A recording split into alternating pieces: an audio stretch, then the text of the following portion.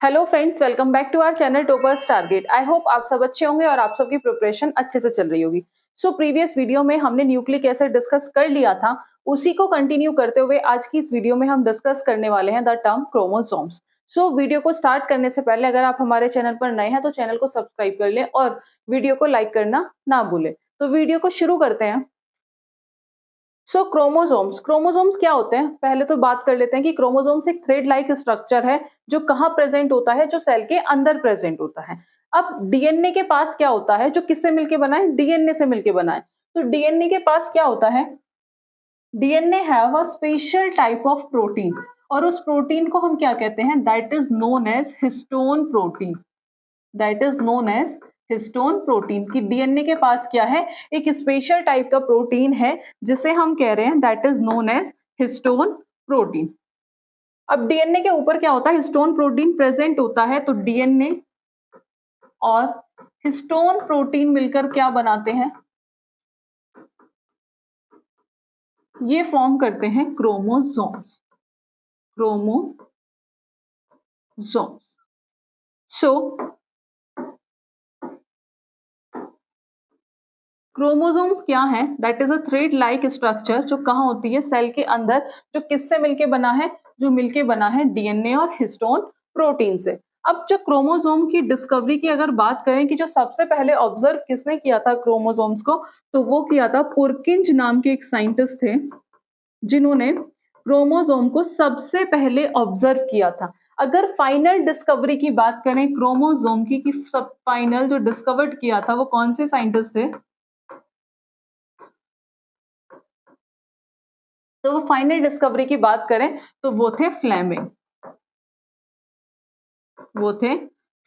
तो सबसे पहले जो ऑब्जर्व किया था वो किया था पुरकिंज ने, और फाइनल जो डिस्कवरी की थी वो की थी फ्लेमिंग ने। सो क्रोमोसोम एक थ्रेड लाइक स्ट्रक्चर है जो सेल के अंदर प्रेजेंट होता है और जो किससे मिलके बना है, जो डीएनए और प्रोटीन से मिलके बना है।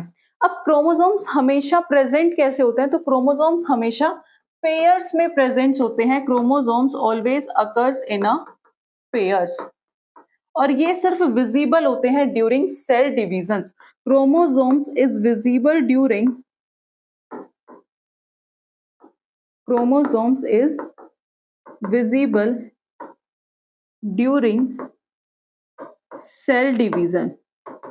ये किस टाइम पे प्रेजेंट होते हैं, किस टाइम पे विजिबल होते हैं, during a cell division process. So chromosomes क्या है, that is a thread like structure जो सेल के अंदर प्रेजेंट है। किससे मिलके बना है, जो डीएनए और हिस्टोन प्रोटीन से मिलके बना है। डिस्कवरी किसने की थी, जो सबसे पहले ऑब्जर्व किया था वो किया था पुरकिंज ने, और फाइनल डिस्कवरी की बात करते हैं तो वो किसने की थी, फ्लेमिंग ने। और क्रोमोसोम्स हमेशा कैसे होता है, ये always occur in a pairs. अगर बात करें इन अ ह्यूमन बॉडी, अगर बात करें इन अ ह्यूमन बॉडी कितने पेयर्स ऑफ क्रोमोसोम्स प्रेजेंट होते हैं, तो जो ह्यूमन बॉडी में जो नंबर ऑफ जो पेयर्स प्रेजेंट होते हैं वो होते हैं 23 pair of chromosomes. In human body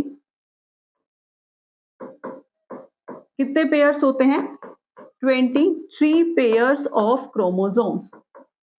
और जनरली यहां से क्वेश्चन पूछ लिया जाता है कि कितने pairs of chromosomes human body के अंदर प्रेजेंट होते हैं, तो वो होते हैं 23 पेयर्स ऑफ क्रोमोसोम्स। वहीं अगर पूछ लिया जाए total number of chromosomes, total number of chromosomes कितने होते हैं, तो वो होते हैं 46। अगर पेयर में पूछ ले कि ह्यूमन बॉडी में कितने पेयर्स ऑफ क्रोमोसोम्स होते हैं, तो वो 23 पेयर्स ऑफ क्रोमोसोम्स प्रेजेंट होते हैं। अगर टोटल नंबर ऑफ क्रोमोसोम्स की बात की जाए तो टोटल नंबर ऑफ क्रोमोसोम्स होते हैं 46, और क्रोमोसोम्स हमेशा पेयर में ही प्रेजेंट होते हैं। अब बात करें टाइप्स ऑफ क्रोमोसोम्स की, तो क्रोमोसोम दो तरीके के होते हैं।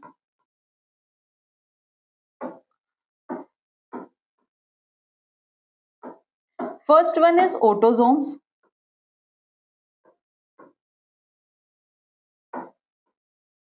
First one is autosomes and second is allosomes.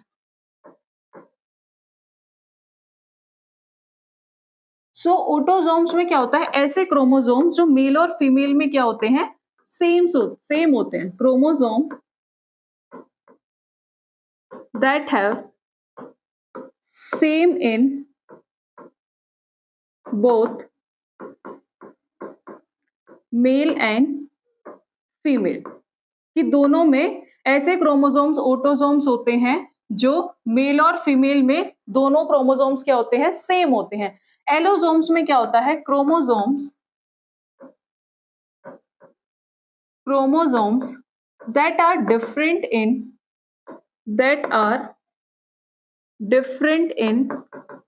male and female, that are different in male and female. So कितने क्रोमोसोम सेम होते हैं इन मेल और फीमेल्स में, तो 44 chromosomes, 44 chromosomes. So we can say that 22 pair of chromosomes mail और female में दोनों में सेम होते हैं। If we talk about total number of chromosome in this case, तो total number of chromosomes होते हैं 44, 22 that is 44, और total number of chromosomes कितने थे ह्यूमन बॉडी में, that is 23। तो एक पेयर है क्रोमोसोम्स का, वन पेयर ऑफ क्रोमोसोम्स, वो मेल और फीमेल में क्या होता है, डिफरेंट होता है। सो जो 22 पेयर है ये तो मेल और फीमेल में सेम है, लेकिन जो एक पेयर है, one pair is different in both male and female. So one pair means या तो XX या XY। अगर बात करें XX की, तो ये किसके क्रोमोसोम्स होंगे, दैट इज फीमेल। अगर XY है तो ये एलोसोम्स कौन से होंगे, ये किसके होंगे, मेल। सो ये जो वन पेयर ऑफ क्रोमोसोम्स है ये क्या होगा, मेल और फीमेल में डिफरेंट होगा। मेल की केस की बात करें तो दैट इज XY, और फीमेल के केस की बात करें तो that is XX। So autosomes में क्रोमोसोम्स क्या होते हैं, सेम होते हैं दोनों में, और 22 पेयर ऑफ क्रोमोसोम्स मींस कि 44 जो क्रोमोसोम्स होंगे, जो टोटल नंबर है 44 क्रोमोसोम्स, वो तो हैं, क्या है वो तो सेम है दोनों में, मेल और फीमेल में। अगर 44 प्लस XY हो जाए, 44 प्लस XY हो जाए, तो इस केस में क्या होगा, बॉय। अगर 44 प्लस XX हो तो इस केस में क्या होगा, गर्ल चाइल्ड। तो किसके क्रोमोसोम डिसाइड करेंगे कि जो चाइल्ड है वो लड़का होगा या लड़की होगी, तो लेट्स सी। इस फादर के पास जो क्रोमोसोम्स होते हैं वो होते हैं X और Y, और मदर के पास जो क्रोमोसोम्स होते हैं वो होते हैं XX। जो फादर के पास क्रोमोसोम्स है दैट इज XY, वेरिएशन किसके अंदर है, फादर के क्रोमोसोम्स के अंदर, और मदर्स के जो क्रोमोसोम्स है that is XX। So in this case अगर इधर से भी X क्रोमोसोम्स, इधर से भी X क्रोमोसोम्स, तो क्या होगा, दैट इज गर्ल चाइल्ड, और इधर से X क्रोमोसोम्स और इधर से Y क्रोमोसोम्स, तो कौन होगा, बॉय।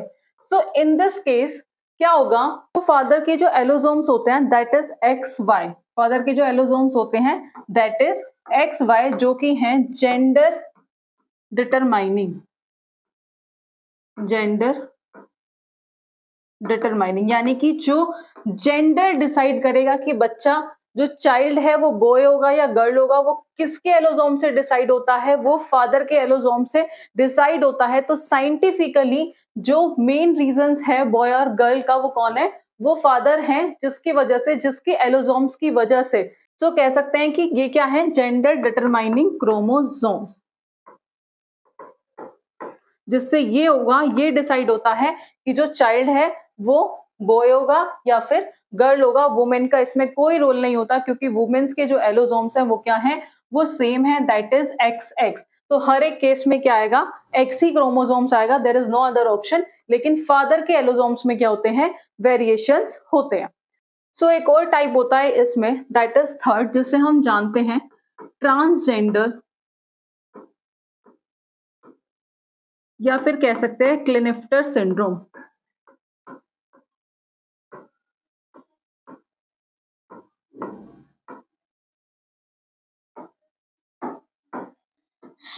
इस केस में क्या होता है कि जब फादर के एलोसोम्स में क्या हो जाए, कोई प्रॉब्लम हो जाए, यानी कि फादर के क्रोमोसोम्स में क्या हो जाए, कोई प्रॉब्लम हो जाए, तो उस केस में जो नॉर्मल जो क्रोमोसोम्स है, जैसे सपोज क्रोमोसोम्स है 44 प्लस XY, तो इस केस में जो बेबी होगा, जो चाइल्ड होगा, वो क्या होगा, वो लड़का होगा।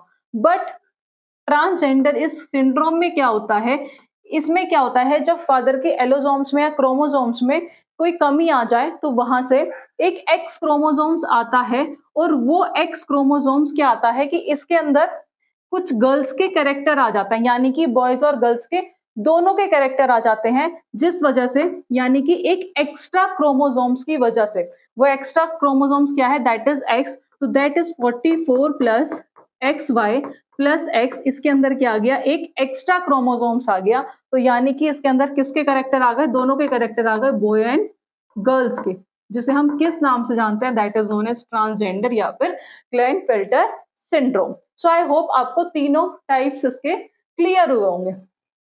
आफ्टर दैट ये हमने देखा कि क्रोमोसोम्स क्या है, एक थ्रेड लाइक स्ट्रक्चर है, कितने तरह के होते हैं, कौन डिसाइड करता है कि बॉय होगा या गर्ल होगा, वो हम ऑलरेडी डिस्कस कर चुके हैं। उसके बाद क्या होता है कि कैरेक्टर्स का ट्रांसमिशन होता है, जो कैरेक्टर्स ट्रांसमिट होते हैं एक जनरेशन से दूसरी जनरेशन में, वो किसके थ्रू होते हैं, तो वो होते हैं जीन्स के थ्रू। कि जो कैरेक्टर ट्रांसमिट होते हैं वो किसके थ्रू होते हैं, जीन्स के थ्रू होते हैं। तो जीन्स रिस्पॉन्सिबल होता है for the transmission of character from one generation to another generation. और जीन और डीएनए क्या है, ये दोनों ही क्या है, ये दोनों एक हेरिडिटी मटेरियल है। इन डिटेल हम इस टॉपिक को मॉलिक्यूलर बेसिस ऑफ इनहेरिटेंस में स्टडी करेंगे। सो बेसिकली जो कैरेक्टर ट्रांसफर्स के लिए रिस्पॉन्सिबल होता है वो कौन होता है, वो जीन होता है, कि डीएनए के ऊपर कुछ बीड लाइक स्ट्रक्चर्स प्रेजेंट होती हैं, जिसे हम कहते हैं that is known as genes, that is known as genes. और जीन्स ही रिस्पॉन्सिबल होता है for the transmission of characters from one generation to another generation. जैसे आई का कलर, हेयर का कलर, डिफरेंट डिफरेंट जो भी कैरेक्टर ट्रांसमिट होते हैं वो किसके थ्रू होते हैं, वो जीन्स के थ्रू होते हैं। सो इन डिटेल हम नेक्स्ट चैप्टर में स्टडी करेंगे। अभी हम सेल्स में सिर्फ इतना ही काफी है, जो कैरेक्टर्स के लिए रिस्पॉन्सिबल होता है वो कौन होता है, जीन्स होता है। अगर हमारे क्रोमोसोम्स और जीन्स में कोई भी एबनॉर्मेलिटीज आती है तो उसकी वजह से हमें डिफरेंट डिफरेंट डिसीजेस हो सकती हैं, और कुछ जो डिसीजेस होती हैं वो कैसी होती है, वो जेनेटिकली डिसीज होती हैं, जेनेटिकली डिसीज होती हैं, जो ट्रांसमिट होती रहती हैं फ्रॉम पेरेंट टू प्रोजेनी या फिर from one generation to another generation. जो जेनेटिकली डिसीज है वो क्या होती हैं, ट्रांसमिट होती रहती हैं, जैसे हीमोफीलिया हो गया या फिर कलर ब्लाइंडनेस हो गया, ये सब क्या है, ये जेनेटिक डिसीज है। इन्हें हम नेक्स्ट वीडियो में डिस्कस करेंगे। सो आई होप आपको क्रोमोसोम्स टर्म्स क्लियर होगी। एक बार रिवीजन कर लेते हैं। क्रोमोसोम्स क्या है, थ्रेड लाइक स्ट्रक्चर है जो कहाँ किससे मिलकर बना होता है, डीएनए और प्रोटीन से। क्रोमोसोम्स कहाँ मिलता है, न्यूक्लियस के अंदर मिलता है, हर एक सेल में। Chromosomes are not visible under the microscope, वो विजिबल नहीं होता, वो सिर्फ विजिबल कब होता है, during a cell division process.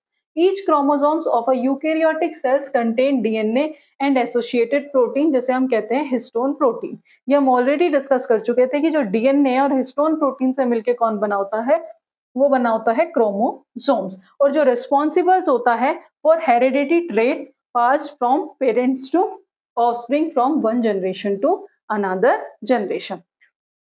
तो ये था हमारा अबाउट क्रोमोसोम्स।